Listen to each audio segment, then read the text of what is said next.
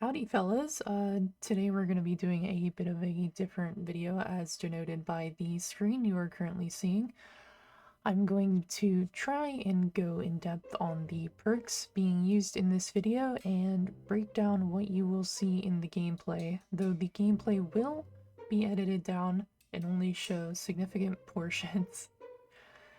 Alrighty, so the perks, I have denoted a brief overview of the perks used in the video. Now, by brief, it's up to really you to decide, but let's kind of get into it. Shit. Alright, cool. So our first perk used in the video is Surveillance. In simple terms, I put it on the slide, that regressing gens will be shown in white, and the ores of those regressing gens, when they are touched by a survivor, will appear yellow. Now that is pretty simple to understand. I hope. I don't think any depth needs to be gone into for this perk, but I have also put pictures to show what this looks like.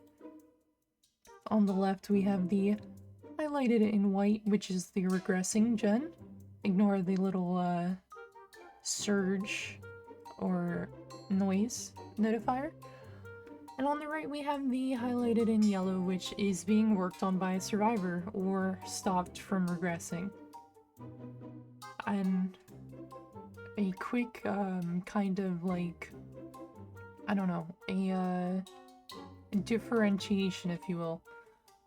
A highlighted generator in yellow will stay yellow until it hits 0, meaning as soon as it hits 0 it will stop being highlighted. I just thought I needed to point that out, so let's continue. The next perk will be Surge, or Jolt, as some people might know it. In simple terms, if a survivor is put into the dying state by your basic attack, which is your mouse one, or I think it's right trigger on a controller, then a generator, or all the generators within a 32-mile radius, or meter radius rather, from imagine miles. Anyway, meter radius from the initial down will regress by increasing amounts. For this video it is 8% because the perk is tier 3. I have also noted that a generator takes 90 seconds to repair, meaning every time you hit it with Jolt it will take an extra 8 seconds to repair. I might have done the math wrong, please feel free to correct me in the comments. What does this look like? I have noted it here, ignore the white aura. Basically, in the video you'll see that I get it down and these two gens explode. I have also noted that here on this progress bar is where approximately 8% will be, although you can't really see it because the picture is not zoomed in. The next perk being used is Dead Man Switch. In simple terms, you hook a survivor. For the next 30 seconds the perk activates. Any survivor that stops for repairing a generator or starts and then stops within this 30 seconds will block the generator. And I didn't note how long it will be blocked, but it's until the perk icon, like you'll see the perk icon light up again, and it's for that entire portion, which I probably should have noted. I kind of overlooked that, but we're gonna ignore it. Sorry, I was taking a drink. Anywho, what does this look like? It looks like this. The tentacles you see on perks like, fuck, Repressed Alliance, I almost messed it up, and then Undone, will show up the tentacles blocking the generator, and yeah, that's what it looks like. The next perk we are using in the video is Pain Resonance. Now, it's kind of a mouthful to explain, but basically you start the trial with 4 tokens. Every survivor has a token associated with them, so on their first hook on a white Scourge hook, which are the hooks highlighted in white for you as a killer, each time they are hooked for the first time, it will cause a generator to explode for 20% for this video, and I think it decreases by, I actually might not want to make that estimation, but I think it's 5% each time, but it doesn't really matter. Either way, it starts regressing, and the person on the generator will scream, which is pretty neat.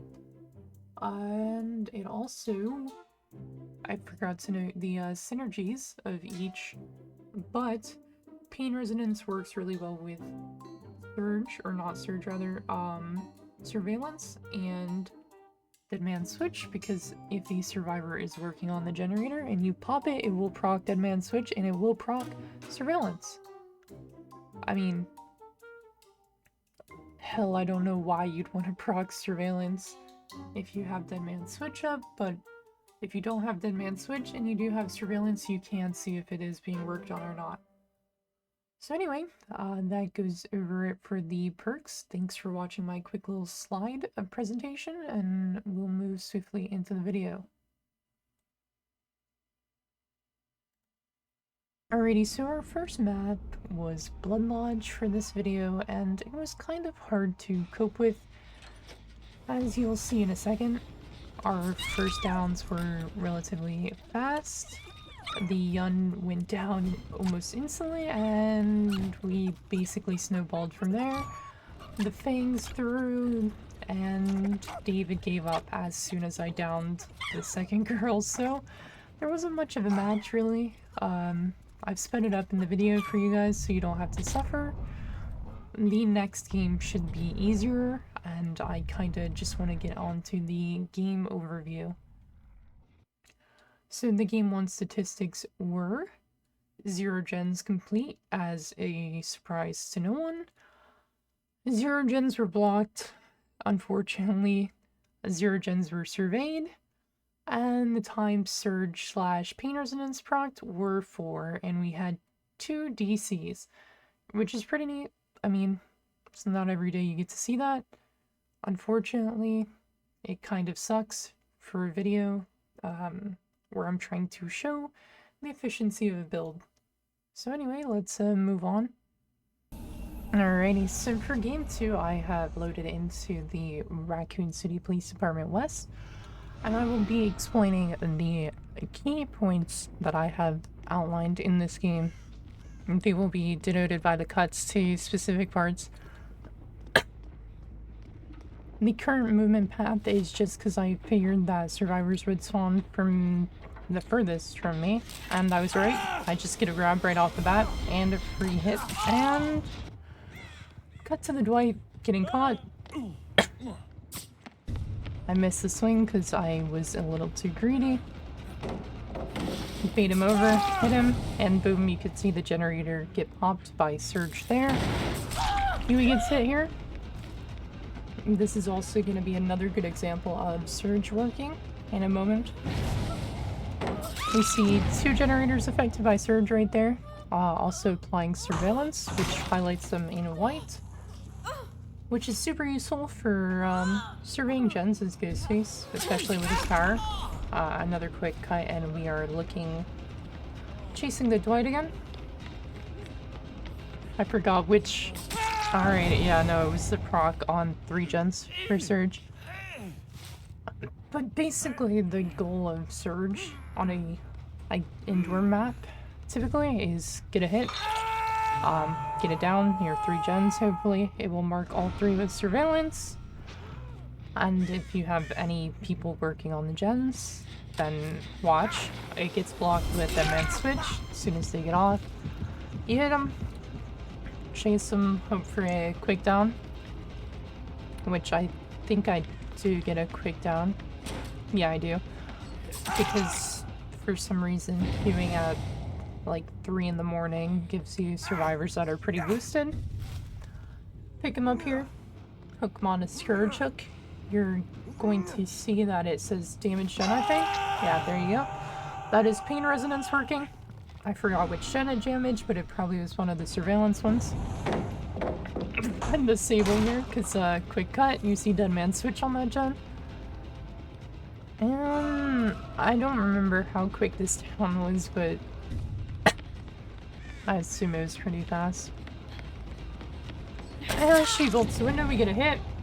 That was just a skill check the survivors missed. She bolts it back, and Surge. The stream you heard was a survivor working on a surge gen. The cut here was to the survivors straight. Okay, well there's a dead man switch gen there, but the cut here was survivors healing on hook. They fully healed. This gen is dead man switched. We get a hit here. Although this chase is a bit scuffed because I do whiff for whatever reason. At least you guys get to see the, I guess, more coherent thoughts on what I'm doing after what I'm doing it, because typically when I do it, it's not very coherent. But you get it down here, damages that gen, surveillance on it. And Dwight misses his flashlight horribly. Straight on the surge hook, but like I said, it will not proc because it was the second hook. Anyway, this is the end of the match. Sable gave up after I absolutely ruined her teammate and absolutely guessed where she was going. Get a nice hook here. Boom. You're not going to see really anything from there, but that was game 2. Let's get into the statistics. Alrighty, so we're looking at the game 2 statistics, and the gens completed number was 2. The gens blocked number was 9. The gens surveyed was 10. The time surge / pain resonance procced in the match was 12, and we had 0 DCs. Overall good game. I feel like I have to clarify now that surveyed is just the gens you see surveillance used on, so the ones highlighted in white or yellow. And I think that's the only thing I really needed to explain from the last portion, other than I think the gens blocked, and I think that's it, because I guess it's a bit vague. When I say gens blocked, there's not 9 gens on the match getting blocked. 9 gens on the map getting blocked. It's 1 gen in specific getting blocked a certain number of times, which counts towards the total. Alrighty, for game 3 I loaded into Rancid Abattoir, and I kind of had a scuff match. If you'll notice in the game screen, you can see that the Fang Min in this match was the same one as the Fang in the previous match. And when she realizes it was me, like, that I'm the ghost face, she DCs. She goes down, she DCs. So we'll see this in a moment. She stays still, DCs. Of course I down her.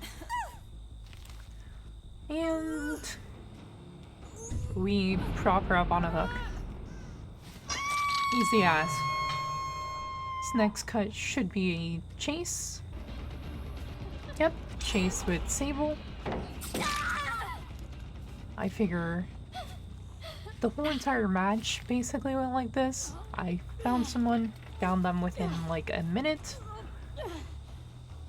I mean, this time you guys are seeing generators pop, which didn't really happen the last few matches, but that's not an issue. You saw Dead Man switch pump there. It was probably because I scared off the bot, off the generator.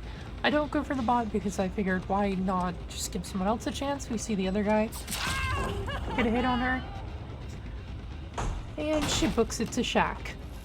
Now, the thing about Shack is, if you've watched any of my streams, you will know that I am very, very, well, bad, but also I preach the double volt. And hopefully I cut it at the right spot so you guys can see it. Volt here, volt back, she runs into me, and she jumps in the locker, I miss, and then I open the locker. Pretty neat. I think at this point I hook her on the surge hook, we damage a gen. I think this one might have been a stream too. It was. So Dead Man switch popped with pain resonance right there, and another cut. This is another hook on the, I forgot his name, Alucard. We hook him, damage a gen, you can see pain resonance has worked, we see her volt back. This is a quick down, and then the next cut is going to be the last hit, which is the last clip I have for this game, because which shows the ending because it was uneventful and quite boring. So rather than have you sit through it, I'm going to explain, I guess, the stats of the game afterwards, and then the, what do you call it, the overall stats, which will come up soon. So hang tight. I know you're watching me whiff, but the bots have some weird coding, like they stand still at pallets and shit, and it just doesn't make sense. Like that, like why? And we get that down, and the game is over. Pick the pallet, hook her, and as you can see, everyone's dead. Leaves us with 1 DC, which was an expected one, because we know the Fang. Alrighty, for the game 3 statistics, we have gens completed, we have 3. For gens blocked, we have 5. For gens surveyed, we have 3. And for time surge / pain resonance procced, we have 4. And for DCs, we have 1. Now I'm going to get into the overall statistics. Alrighty, we're going to be looking at the overall statistics and what they mean. So for gens completed, we have 2.5 gens, meaning we had per game on average 2.5 or 2.5 gens completed. So maybe whether that be 2 gens started and 1 halfway or whatever, that's the logic we're going with. The next is gens blocked, which is 7, so per game we saw 7 gens blocked. I mean, we had an outlier, which was, I mean, unfortunate because they all gave up, so we had 0 across the board, but that doesn't really matter. We're gonna go ahead and say 7 gens blocked per game. For gens surveyed, we have 7.5. You can't really have half a gen surveyed, so we're gonna round it up to 8. So per game we had on average 8 gens surveyed. And time surge PR or pain resonance procced was 10 times per game. We're going to stick with that average as a good way to look at per game. What you should expect on a good game is 10 procs of either or perk total. The DCs don't really matter, but the DCs are 1.5 or 1.5, equating to 2 if we round up, which out of 4 survivors is a pretty bad look, given that that's an average that 2 out of the 4 people you will play with won't exist, and we know that isn't exactly accurate. We just got a really lucky game getting the Fang in another match, which kind of skewed our numbers. And that's the overall statistics. We're going to rate them on a scale from effective to not effective. Effective being, I guess, above 5, and non-effective being below. So in terms of gens completed, it was effective in reverse. So since it was less than 5 gens completed, we had an average of 3 gens complete, which means overall success because we didn't let the survivors get out and we didn't let them complete all their gens. Now gens blocked was a 7, which we said above 5 is good. Gens surveyed was an 8. We want it to be higher than 5 as well, so that is good. Times surge / pain resonance procced was a 10, which is good, and we're gonna ignore DCs, and overall I'd say the build is viable for those who know how to use Ghost Phase Power, and for those who are for some reason playing at 3 o'clock in the morning. If you want me to make another one of these, please let me know in the comments, but I am out.